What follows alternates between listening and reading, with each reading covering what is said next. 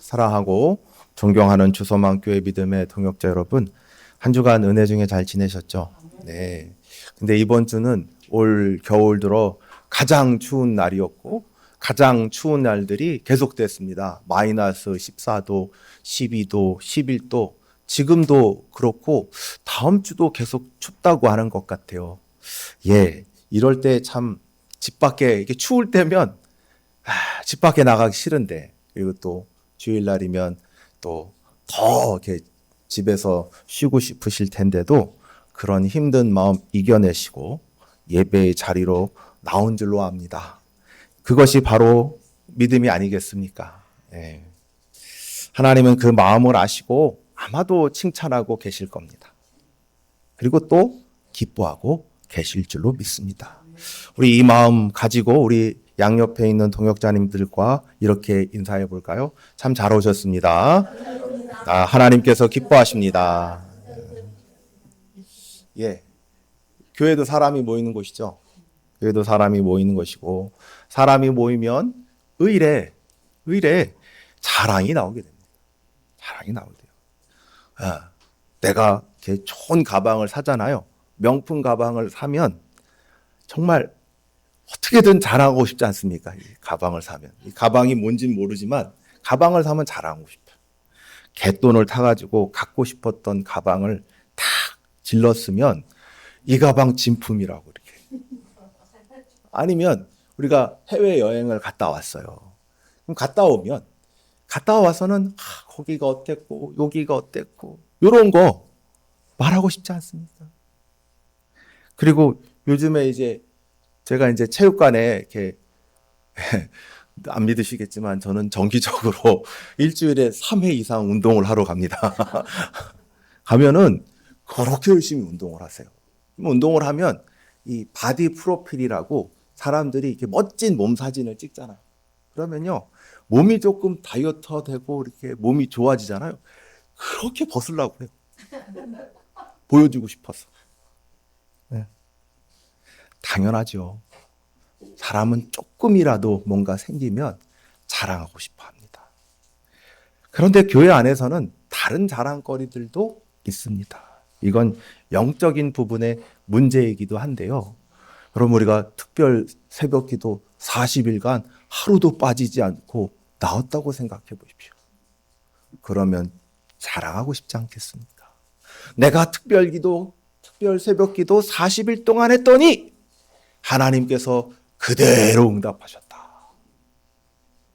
이거 특별 새벽 기도 있는 교회마다 한 번씩 있는 간증 중에 하나입니다.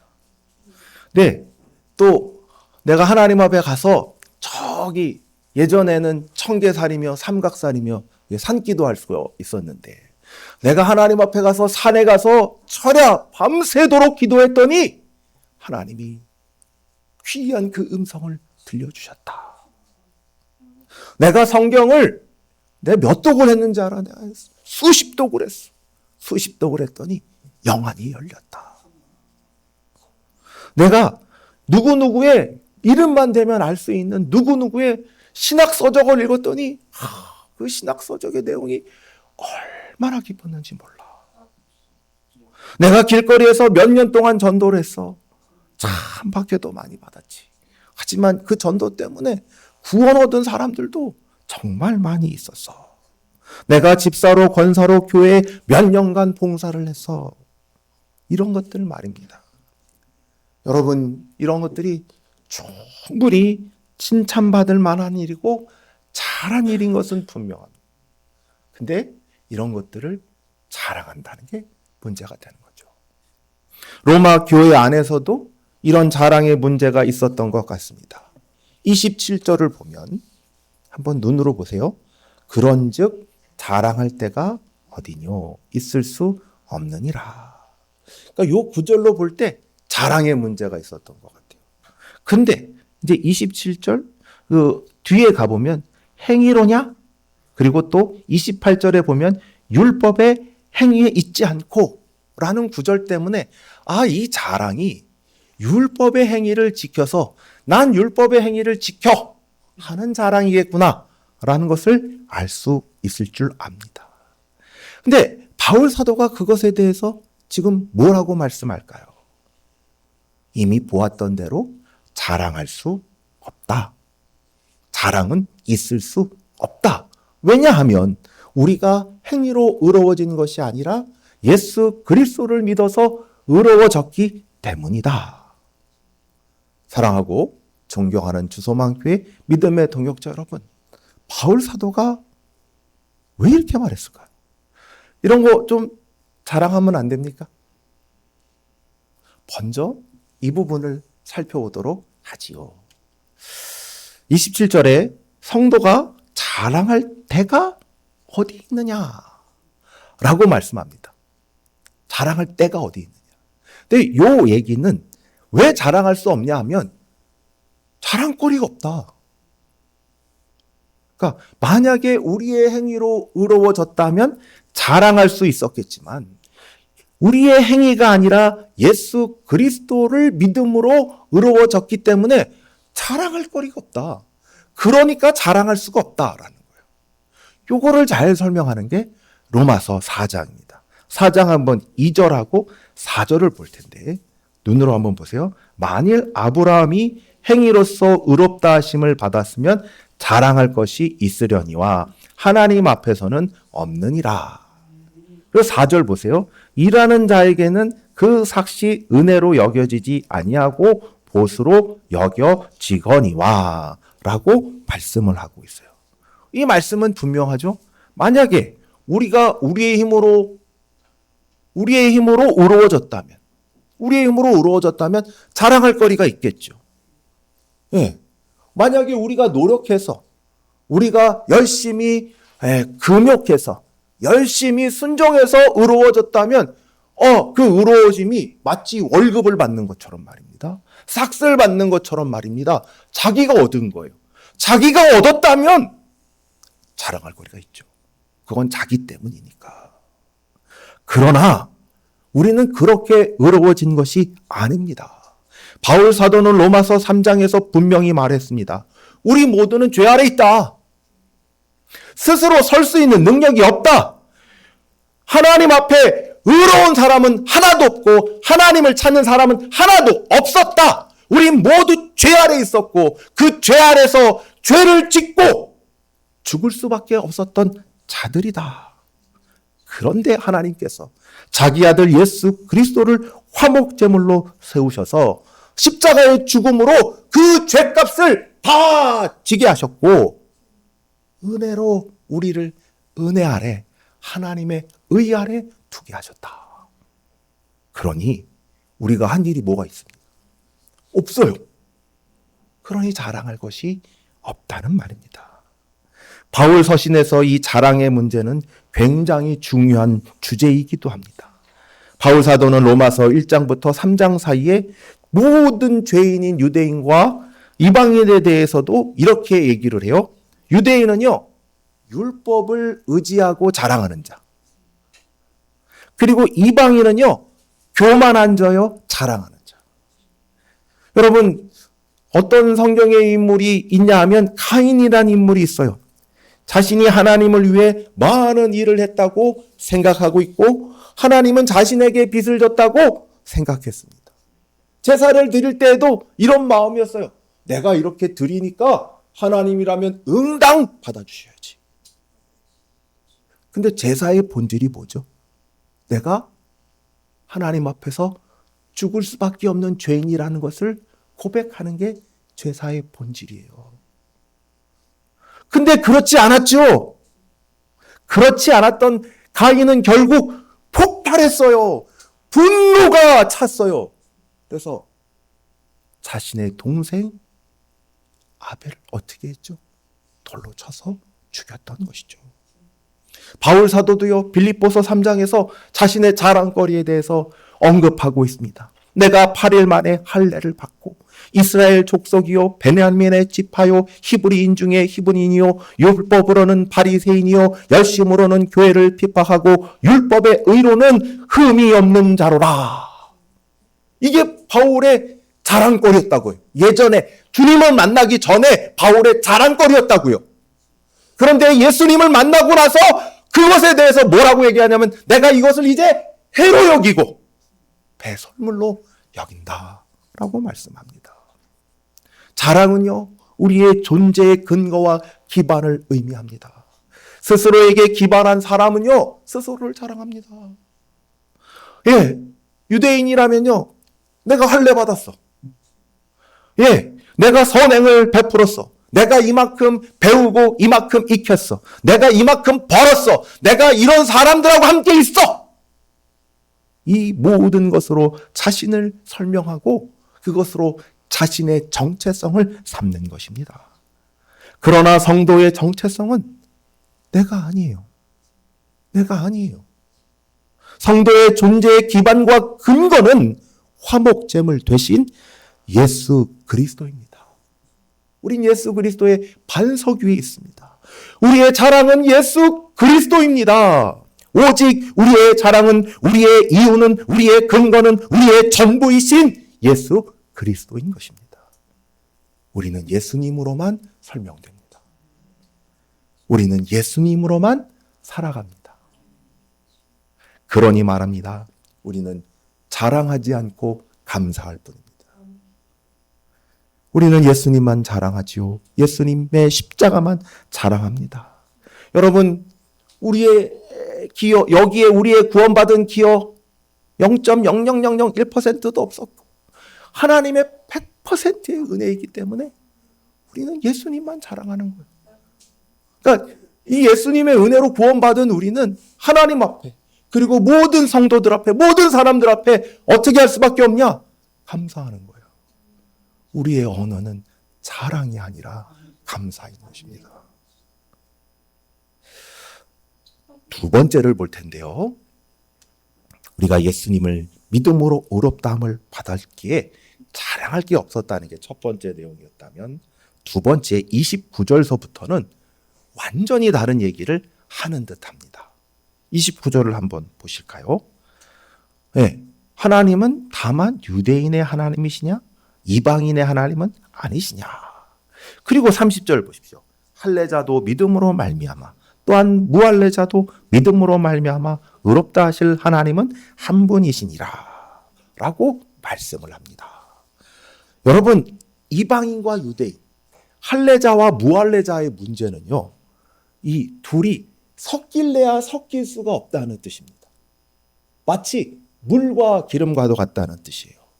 유대인들은요, 이방인으로 태어날 바에는 차라리 안 태어나는 게 낫다 라고 여길 정도로, 내가 저 이방인 같지 않습니다, 내가 이방인으로 태어나지 않아서 감사합니다 라고 말하는 사람들이 유대인입니다.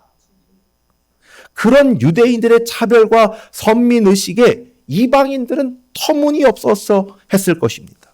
그리고 이런 갈등은 실제로 유대인 성도들, 이방인 성도들 초대교회 안에 있었습니다. 그 율법의 행위, 유대 민족을 자랑하는 유대 그리스도인들은 어디서나 교회의 분열을 가져왔습니다. 유대인들은요, 내가 유대인이야, 예수님도 유대인이지, 하나님이 우리에게 십계명을 주셨어, 하나님이 나에게 할례를 하라 하셨어, 이런 거를 가지고 자랑했을 때 교회 공동체는 심각한 내용을 알았습니다. 그런데 바울 사도는 이것을 이신층이와 연결시킵니다. 하나님이 유대인만의 하나님인가? 이방인의 하나님은 아닌가? 하나님은 유대인과 이방인 모두의 하나님이죠. 이 말씀은 율법의 행위로 자랑하는 교회 분열을 가져오는 일부 유대인에 대해서 너희는 마치 하나님이 유대인만의 하나님 같은, 이방인의 하나님은 아닌 것처럼 본다는 것이에요. 30절은 더합니다. 할례는 유대인들의 자랑의 핵심이자 선택된 민족의 특별한 표지였어요. 근데 할례로 하나님 앞에 의롭다 하심을 얻느냐? 아니라는 거예요. 할례자도 무할례자도 예수 그리스도를 믿음으로 의롭다 하심을 얻는다는 거예요. 여러분, 우리는 이 바울 사도의 말씀을 조금은 천천히 진짜 그 의도를 생각하면서 살펴보아야 됩니다. 왜 이 말씀했지? 하는 태도를 가져야 합니다. 아니면 이게 왜 이런 게 있는 게 그냥 넘어가 버려요. 지금 로마 교회 안에는 율법의 행위로 의로워지려고 한 사람들이 있었습니다. 그리고 그 행위를 지키는 것을 자신의 자랑으로 삼았습니다. 반대로 이방인들은 율법을 지키지 못했거나 않았고 할례를 받지 않음에 대해서 이 유대인들 때문에 부끄럽게 생각했을 겁니다. 생각해 보십시오. 이방인들이 다시 태어나지 않는 한 어떻게 유대인처럼 될 수가 있었겠습니까? 그래서 교회는 적어도 두 개의 파벌로 갈라졌겠죠? 유대인파, 이방파. 근데 바울 사도의 대답은 이렇게 나뉘어서 싸우고 있다면 서로 이해하고 화목해야지. 양보하고 유대인은 이방인 생각 좀 하고 이방인은 유대인 입장 좀 이해해야지. 그래서 싸우지 말고 잘 지내야지. 라고 하는 게 일반적인 거잖아요. 그런데 바울 사도는 그렇게 하지 않았어요. 뭐 어떻게 했죠? 이건 이신칭의 문제야. 이신칭의 문제야. 라고 했던 것입니다. 여러분, 하나님이 한 분이신 거를 유대인들이 몰랐을까요? 당연히 잘 알았죠. 근데 왜 한 분 하나님이라고 말씀했냐? 이겁니다. 여러분, 로마서 3장에 나온 하나님은요, 유대인이건 이방인이건 죄 아래 하나님의 공의로운 진노를 받아야만 했습니다. 우리가 보았듯이 누구도 하나님을 찾지 않았고 이방인이건 유대인이건 할 것 없이 하나님을 떠나서 죄를 지었습니다. 하나님은 유대인이건 이방인이건 할 것 없이 이런 죄인들을 구원하시기 위해 예수 그리스도를 보내셨습니다. 그리고 그분을 화목 제물로 삼으셨습니다. 대속의 십자가를 지시고 우리 주님은 나를 위해 죽으셨습니다. 이것이 하나님의 공의와 하나님의 긍휼을 만족시키는 하나님의 의였고 이것이 하나님의 자기 희생으로 이뤄놓은 하나님의 구원이었습니다. 그래서 그를 믿는 자를 의롭다 하신 것입니다.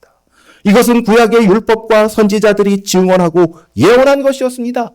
이 하나님이 한 분 하나님이라고.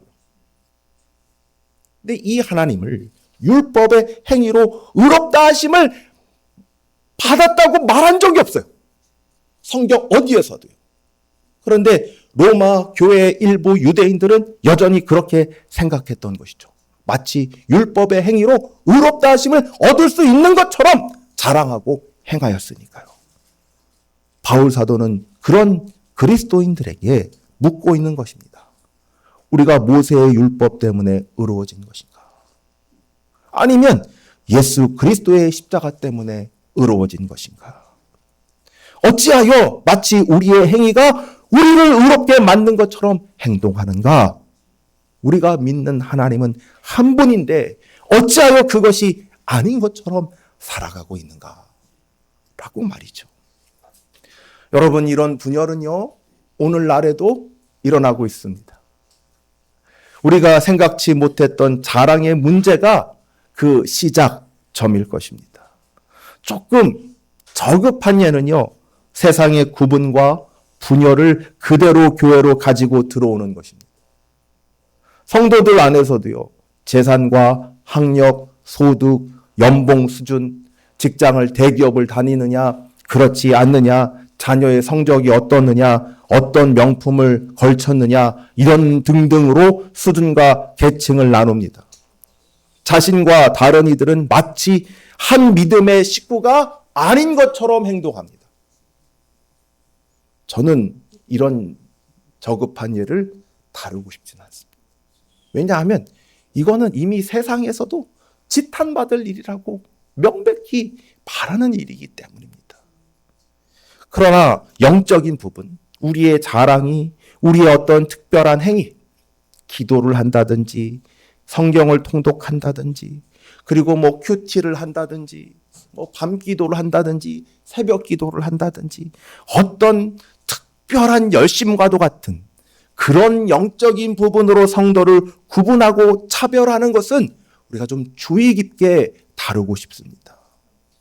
여러분, 대부분의 이단들은요, 항상 무엇부터 시작하냐면 기존의 교회를 비판하는 것에서 출발합니다. 기존의 교회를 비판하고 자신을 구분하고 자신을 우리는 저 교회하고는 달라라고 말하는 것 중에 하나가 자신들은 특별한 지식을 가졌어. 이건 고대서부터 영지주의라는 고대 이단부터 지금까지 흘러내려오고 있어요. 자신들만이 진리를 알아. 자신들만이 스님 앞에 진정으로 순종해. 진정으로 애써. 진정으로 고행하고 수고하고 금욕해. 이런 것들이 진정한 그리스도인들을 만든다고 말합니다. 여러분, 이러한 시도들은요, 대부분은 이단으로 나아갑니다. 왜일까요? 우리를 진정한 그리스도인으로 만드는 것은 우리의 노력이나 애씀, 지식, 고행, 헌신과 섬김이 아니라 오직 예수 그리스도이기 때문입니다. 성경의 하나님은 바로 그 하나님입니다. 성경의 하나님은 모든 죄인을 예수 그리스도를 통해서 그를 믿음으로만 의롭다 하시고 하나님의 자녀로 삼으시기 때문입니다. 만약에 말입니다, 우리가 겉으론 이런 신앙을 고백한다 하면서도 실제로 이런 노력과 지식, 애씀, 고행, 헌신, 섬김, 특별한 은사 등등으로 진정한 그리스도인이 된다고 생각한다면 그것은 성경의 하나님, 성경이 말씀하는 신앙과는 명백히 다른 겁니다. 우린 거기서 돌이켜야 합니다. 다시 믿음으로 돌아와야 하는 것입니다. 그렇다면 말입니다, 이런 믿음은 율법을 무의미하게 만들까요?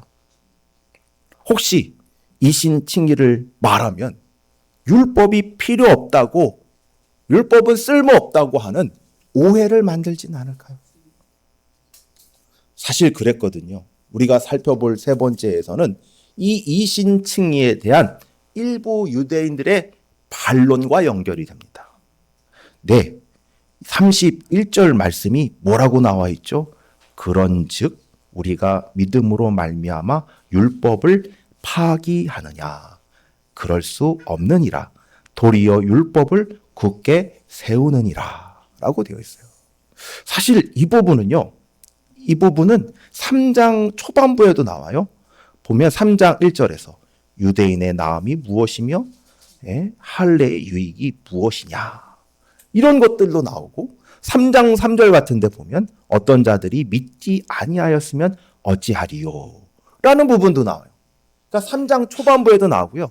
본격적으로는 4장, 6장에도 나와요. 그러니까 우리가 살펴본 이 31절 말씀을 좀 풀어서 길게 얘기해 보자면 이런 뜻이죠. 이 말씀, 그러니까 율법의 행위가 이신칭의 예수님 믿어서 의롭다 하심을 얻는다면 율법은 이제 쓸모가 없네요. 이런 뜻입니다. 율법을 지키는 것은 이제 의미가 없네요. 이런 뜻이기도 합니다. 그럴 때 바울 사도가 이런 반론에 대해서 이렇게 대답을 하는 겁니다. 그게 바로 31절 후반절입니다. 그럴 수 없다. 도리어 율법을 굳게 세운다라는 거죠. 사랑하고 존경하는 주소만교회 믿음의 동역자 여러분, 여기서 굳게 세운다는 말은 확립하다라는 말입니다. 확립하다.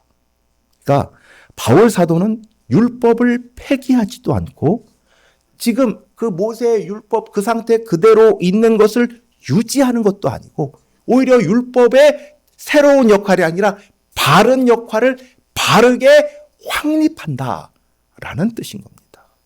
그 율법의 제 역할은 뭐냐? 죄를 죄로 하라. 우리를 그리스도께로 인도하는 몽학 선생의 역할을 제대로 정립한다라는 뜻이기도 합니다. 또한 말입니다. 율법의 요구를 생각해 볼까요? 율법이 어떤 요구를 하죠? 매 순간마다 하나님의 거룩한 요구를 합니다. 거룩한 요구는 누구에 의해서만 채워질 수 있습니까? 예수 그리스도에 의해서만 채워질 수 있어요. 과연 율법의 행위, 율법이 이러이러한 것들을 하라고 했는데 그것을 우리가 채울 수 있습니까? 못해요. 그건 누가 채웁니까? 예수님이 채워. 그러니까 진정으로 율법의 요구를 만족시키고 채우는 분은 누구냐? 예수 그리스도.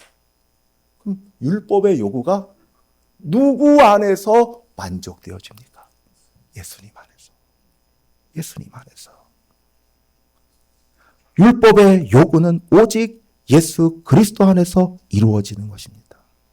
그러니 이신칭의만이 율법을 세우는 것입니다. 유대인들이 생각했던 율법의 행위로 의로워지려는 것은 실은 율법을 부수는 것이고 율법을 오용하고 있는 것입니다. 사랑하고 존경하는 주서망교회 믿음의 동역자 여러분, 사실 오늘날도 그런 소리를 많이 듣습니다. 이 바오 신학이라든지 또 한국교회 여러 일들을 보면 어떤 신학자들은 이런 문제를 지적해요. 교회가 맨날 믿음 하니까 윤리적으로 사는데 실패했다. 이런 거 정말 많이 얘기합니다. 그래서 우리가 이 믿음 얘기할 때 꼭 순종과 거룩을 같이 얘기해야 된다. 이 말은 맞죠. 이 말을 부정하는 건 아닙니다. 네. 그런데요, 이런 거죠. 이신칭의의 복음으로는 부족하다는 것이 그분들의 견해에 깔려 있는 거예요. 사실 이 주장은 여러분 꽤 뿌리가 오래전부터 돼 있어요. 17세기에 청교도 중에 일부는 새로운 율법주의를 주장했습니다. 여러분 이게 되게 논의가 복잡한데 조금 쉽게 얘기해 보자면 우리가 예수님을 믿어서 은혜로 구원을 받지만 그 구원을 유지하는 것에는 회개와 순종이 반드시 있어야 된다는 것입니다. 그리고 지금도 일부 교회들은 이 노선을 주장하고 있습니다. 그래서 새로운 율법주의가 도입됩니다. 기도를 하루에 몇 시간 했느냐? 큐티는 하루에 몇 시 했느냐 마느냐? 회개 기도는 했는가 안 했는가? 새벽 기도, 헌신과 섬긴, 순종, 제자 훈련 등등이 이런 새로운 율법주의의 규정이 되는 것이죠. 사랑하고 존경하는 주서망교회 믿음의 동역자 여러분. 그러면 그런 것들이 과연 거룩한 삶의 열매를 맺게 합니까? 저는 그렇지 않다고 말씀드립니다. 이신칭의로 구원을 받았습니다. 우리의 근거는 하나님의 사랑과 공일, 예수 그리스도의 십자가입니다. 그것 외에는 없습니다. 그것을 선물로 받은 자들입니다. 우리는 다만 감사하는 자들에 불과합니다. 감사하는 자들은요, 방종하지 않습니다. 감사하는 자들은요, 충성합니다. 순종합니다. 성령의 진정한 열매는 이런 감사 속에서만 맺어질 수 있는 것입니다. 삶의 거룩한 성례의 열매들은 이신칭의를 제대로 알고 그것에 감격하고 감사하는 성도들이 맺는 것입니다. 새로운 율법주의가 맺게 하는 것이 아닌 것입니다. 은혜 아니면 안 된다고, 은혜 때문에 살아간다고, 은혜에 감사하는 성도들이 열매를 맺는 것이지 새로운 율법주의가 맺게 하는 것이 아닌 것입니다. 말씀을 맺고자 합니다. 이신칭의는 우리를 자랑할 게 없게 합니다. 모든 것이 다 하나님의 은혜이기 때문입니다. 십자가를 지신 예수님의 은혜, 그 아들을 화목제물로 세우신 하나님의 구원은 거룩한 하나님의 역사요. 우리에게는 은혜라는 말로밖에는 설명되지가 않습니다. 그러기에 그 안에서 우리는 모두 하나님의 백성이 됩니다. 유대인도 이방인도 모두가 한 하나님의 한 구원하심에 의해서 되는 것이죠. 그것이야말로 율법의 완성입니다. 사랑하고 존경하는 주서망교회 믿음의 동역자 여러분, 우리는 그 믿음으로 하나님의 자녀가 되었습니다. 그 믿음으로 예수 그리스도와 한 몸이 되었습니다. 그 은혜에 감사하고 찬양하시는 주서망교회 모든 믿음의 동역자님 되어지기를 축원합니다. 기도하겠습니다.